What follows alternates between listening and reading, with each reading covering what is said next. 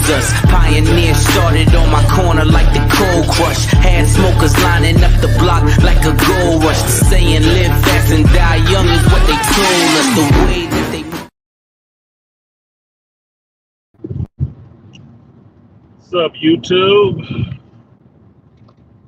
It's me, the Artisan MC, fresh off my daily grind, on to the other grind. So, what's up, Malika? I see you in here. Cinephilic brother himself.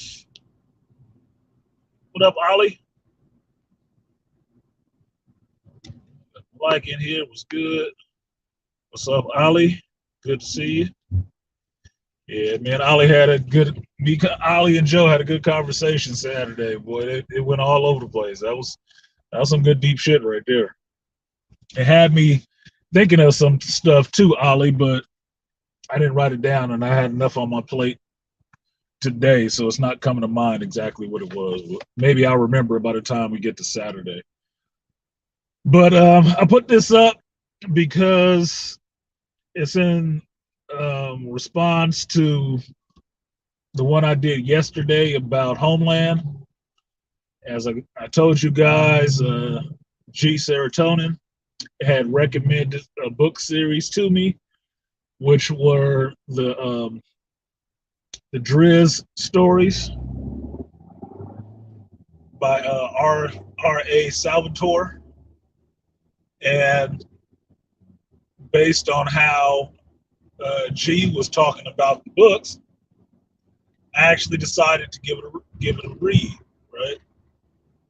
Although I don't have much time to sit down and read it, I do have Audible. Audible is a thing. So shout out to BGS for recommending Audible to me, and me picking up his recommendation. Sense the theme here, don't you? And picked it up on Audible and started listening to it yesterday. Excuse me. Planned to finish it last night, but fell asleep on it.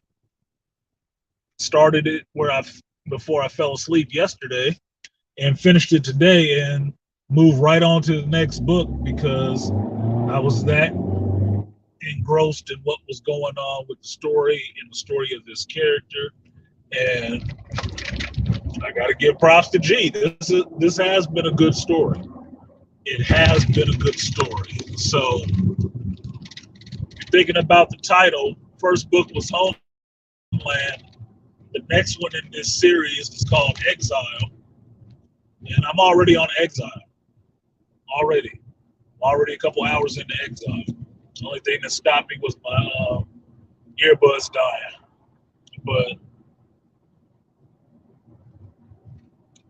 it actually helped me get through my day, because listening to something kind of speeds along the day. I'm a moron, dude. Sorry, I got some dumbass fucking commuters. Big trucks speeding up on the back of people's cars, going nowhere. Dumbass. Anyway, so Homeland was actually really good. And to explain it to you guys who haven't read it, think of Game of Thrones type twist and turns, right? Game of Thrones type twist and turns with different houses and stuff like that. In a matriarchal system where women sit at the head of these families, and they are brutal and vicious to the men under them, that men are seen as lessers in this group. Because they get their power, and the god that they pray to is a spider god, which is a female. But because the spider god, they're worrying so much about gaining or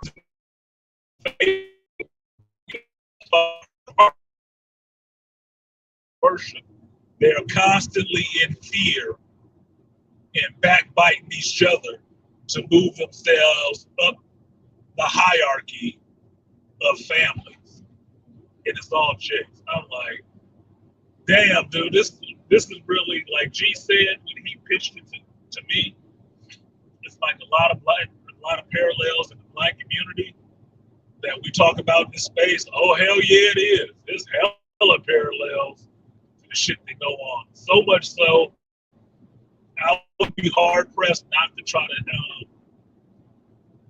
to convince the angry man to read this or listen to this book and tell me what he thought about it. Because there's a couple of brothers that I think need to at least read this first book and see what they can glean from it. Because it's too many fucking parallels.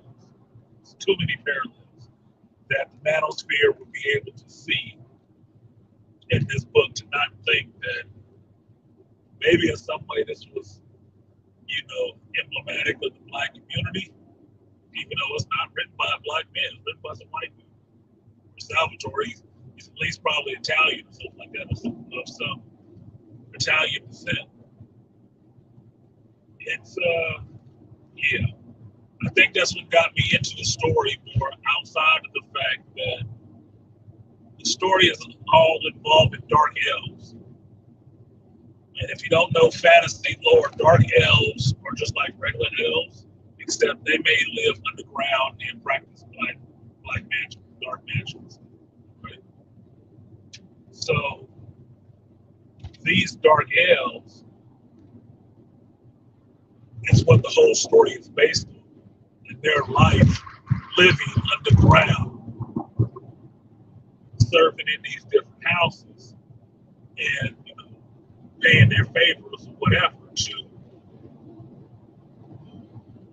this fucking spider god who gives them different powers if they are within her favor, and helping them be killed if they are not within her favor. So it's a really good delving into this world of dark elves, which I don't think you usually see. Because most people, if you play fantasy like D&D or anything like that, everybody want to be an elf. Most white folks usually want to be elves or dwarves or some shit like that. You don't really see them want to be dark elves. Some of these other creatures that are considered lower caste, because that's basically what it is. It's a caste system. Dark elves sit at the lower end of the caste system. Now, if you're like me and have played Skyrim, I run dark elves. I do. Why? Because I don't give a fuck, and I want to have some glowing eyes. Right? Dark elves always seem kind of cool to me. Right? So, having this book centered around just dark elves is really interesting. It's really interesting. And the character that you end up being, the main character of the story is Driz. And Driz is a dark elf, but he doesn't have the traditional dark elf red eyes. He has lavender eyes. Right? His eyes are a different color. And I'm waiting to see how that plays out in the later books because I have an inkling of what that shit means. Right? Now, Driz, on his birth, was supposed to be killed, but because of the actions of one of his other brothers, it left him and spared his life. It left him to be alive because he was supposed to be sacrificed to this spider god, because there's only supposed to be so many males in this group. He was born a male, all his sisters hate his ass, but they were short one male, so he got to live. That was it. And just from that kind of sense, you get what's going on in the story, that women is tyrants in this shit. They dark elves. Everybody in this is a dark elf. Even the women, right? They're all dark elves. It's a dark elf society. But the female dark elves are the one who hold the actual power in the group. And they brutalize and punish and make servants out of the dark male elves. They're seen as lesser caste. Believe that shit? I mean, hearing it from G, I had to know what's going on because my first thought was fuck all that. I want to see this shit. But after G was telling me more about it, I'm more the type of person where I want to hear it for myself. I got to read it for myself. My interest was piqued enough. I got to see what's going on in this story. And sure enough, I was not disappointed because you got dark female elves carrying around these whips that are like snake heads that are alive, and they waste no time in smacking, punching, whipping the other males into place. And I'm like, oh shit. I want to see them get fucked up now. Just flat out. That's like I'm reading it to see them get messed up. But the kind of stuff that they get into among each other is even worse because there's so much backbiting and backstabbing going on that nobody really likes each other. None of them really trust each other. I mean, it's kind of fucked up. But at the same time, it's really interesting how their society functions, the bullshit that they're fed, the stuff that they feed to men, and how this whole thing goes on with magic and fighting skills. Some people got skills, some people don't. You know, how the different houses work together and plot on each other or turn a blind eye to one trying to outdo the other one. It's like it's all this female backbiting bullshit. In the midst of that, you find people who are honorable, people who have backbone and will not let it be beat out of them. Like you can't do anything but kind of root for these dudes. Like, yeah, fuck everybody else. Do what you do. At the same time, it's a bunch of killing of each other going on, which, as a black person, is like, yeah, these motherfuckers put up to kill women and children. Like, I am down for that, but these motherfuckers put them up to it. What's your alternatives? So it's actually a really involving story, and it will play on, as a black person reading it, I think it plays completely different for me reading it than it may for somebody Caucasian, Asian, whatever descent reading it. Because in the real world, their hierarchical structure was somewhat intact. So they can read this and see it as, oh, it's just a yarn, right? It's just a good yarn, right? It's a best-selling book, though, mind you. Anybody black reading this will probably say, damn, this is like too many parallels for what's going on in our community. Just too many. Too goddamn many. And it may hit a twinge of a sensitive note. What am I like to say? Driz is an awesome character. And going way back to my old days of D&D days. Sorry, I'm driving, so it's bouncing around. Let's see. Write too much, Malika. You gotta keep it short burst so I can read the shit. Legend and unique character with a great story arc. Yeah, I'm kind of liking Driz. I'm kind of liking Driz. And that was the first thing I noticed when I was reading this. I wasn't thinking about the fact that it sounded like D&D stuff, right? Some of it sounded like D&D stuff. The creatures that was naming off and stuff like this, it sounded like some D&D shit, right? But I wasn't sure. I wasn't looking at the cover art or anything like that. And then getting close to the end of the story, I went back to try to buy the next book. And I was reading about the author. And it's like, Evermore Stories, the TSR is like, that's all D&D folks. What the hell? And then sure enough, the book was published by, Wizards of the Coast and stuff. I said, oh, so it is related to D&D. This is a good fucking character. So I don't have to, there's nothing that, I have to make. I'm like, okay, he's a dual wielding dark elf, which is my original Skyrim character is a dual-wielding dark elf that does some magic. But I based him on, being a Sith, and I like dual wielders. It's just my shit, right? So I'm like, oh shit, this motherfucker falling right in line with what I was doing. Didn't know anything about the character, but how I designed my dark elf character is fit right in line with this shit. And I'm like, hey, if shit work, it work, right? So that ended up being really, really awesome. So I do like the character. The character is simple-minded in some senses, but it's only the first book, so he still got some world learning to do. He does. But I'm there for the journey. Oh boy, I'm there with you to learn it. Shit, because damn, that Homeland, that indie. Ugh, fuck. What up, AB? See you. A bizzle to the mediaism. So he got a lot to learn. This next book, I'm already into the next book. My mind is already churning out where's the story gonna go and seeing if I'm right. But listening to it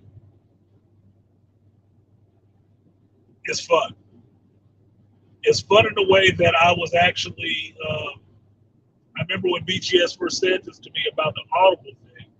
For me, I'm a paper media person. I'm really into tactile media of reading and seeing the words and seeing the names and learning the names and letting my imagination fill it in. Now, listening to somebody reading the story in some sense plays on that old, childhood thing for me when my mother, my brother, and myself would sit around the fireplace and we would read. And somebody would read whatever we were reading out loud. And that enjoyment of just hearing somebody speaking words and reading words, right? And the story, and just getting engrossed in the story of storytelling, right? The person reading on the Audible is good. I like what he puts into these stories. And the story just keeps drawing you in, or at least it kept drawing me in. So I'm really enjoying Audible for that because it gives me that listening to a storyteller's feeling, right? I'm really enjoying the story and I'm into it. Although I'm working and doing my regular stuff, my mind is in this place on one burner, interested in what's going on in this world and the dialogue that's happening between these people. So I'm actually really enjoying it. The story is really got me engaged and really wanting to, move on to the next story as soon as I finish the last one.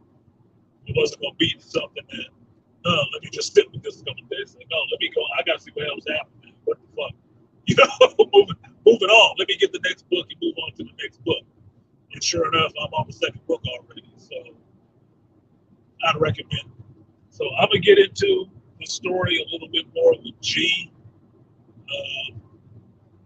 When I see him, maybe on Sunday stream, maybe on our stream, when we cross paths. But I saw him in the comment section on the last video. He's like, good looking out. So G Serotonin, good recommend. Homeboy, appreciate that.